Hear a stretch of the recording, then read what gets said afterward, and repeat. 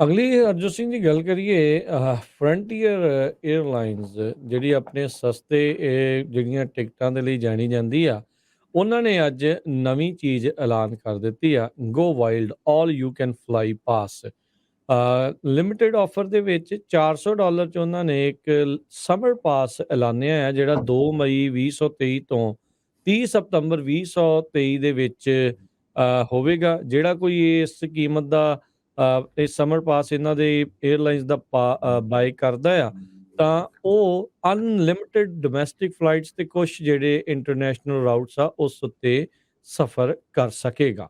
ਇਹ ਇੱਕ ਨਵੀਂ ਚੀਜ਼ ਜਿਹੜੀ ਇਹਨਾਂ ਨੇ ਐਲਾਨੀ ਹੈਗੀ ਆ ਜਿਸ ਕਰਕੇ ਪੂਰੀ ਤਰ੍ਹਾਂ ਜਿਹੜਾ ਆ ਲਾਲਾ ਲਾਲਾ ਕਹਿ ਲਓ ਵੀ ਉਹ ਹੋ ਚੁੱਕੀ ਹੈ। ਇਹਨਾਂ ਨੇ ਇੱਕ ਐਨੂਅਲ ਪਾਸ ਵੀ ਜਿਹੜਾ ਉਹ ਰੱਖਿਆ ਆ ਜਿਸ ਦੀ ਕੀਮਤ ਇਹਨਾਂ ਨੇ $1300 ਰੱਖੀ ਹੈਗੀ ਆ। ਸੋ ਉਹ 2 ਮਈ ਤੋਂ ਉਹ ਵੀ ਸਟਾਰਟ ਹੋਣ ਜਾ ਰਿਹਾ ਆ।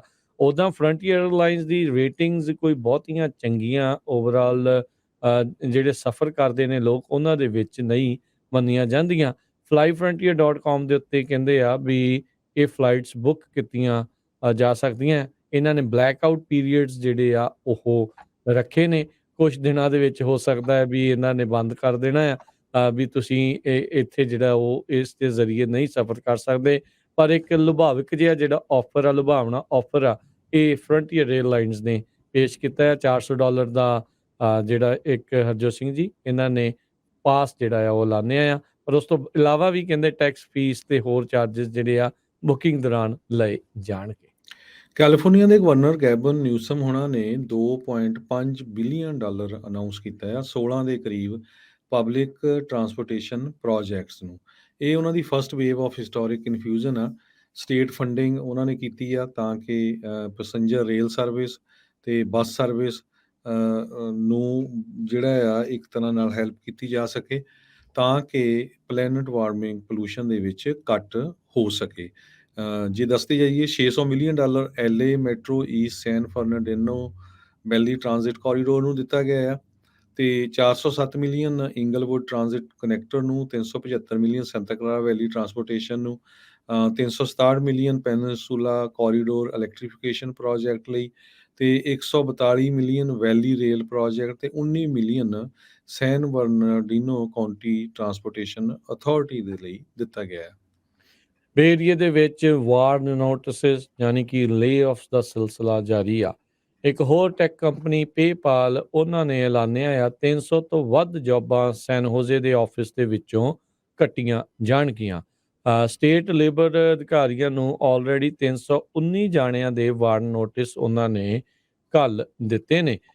ਇਹ ਬਹੁਤ ਰੀਸੈਂਟ ਜਿਹੜੀ ਪੇਪਾਲ ਜੌਬ ਕੱਟਸ ਉਹ ਹੈਗੀ ਆ। ਸੋ ਕਹਿੰਦੇ ਵੀ 378 ਜੋਬਾਂ ਓਵਰਆਲ ਬੇ ਏਰੀਏ ਦੇ ਵਿੱਚੋਂ ਜਿਹੜੀਆਂ ਕਿ ਸਾਰੀਆਂ ਸੈਨ ਹੋਜ਼ੇ ਦੇ ਆਫਿਸ ਦੇ ਵਿੱਚੋਂ ਆ ਉਹਨਾਂ ਨੂੰ ਕੱਟ ਕੀਤੀਆਂ ਜਾਣਗੀਆਂ।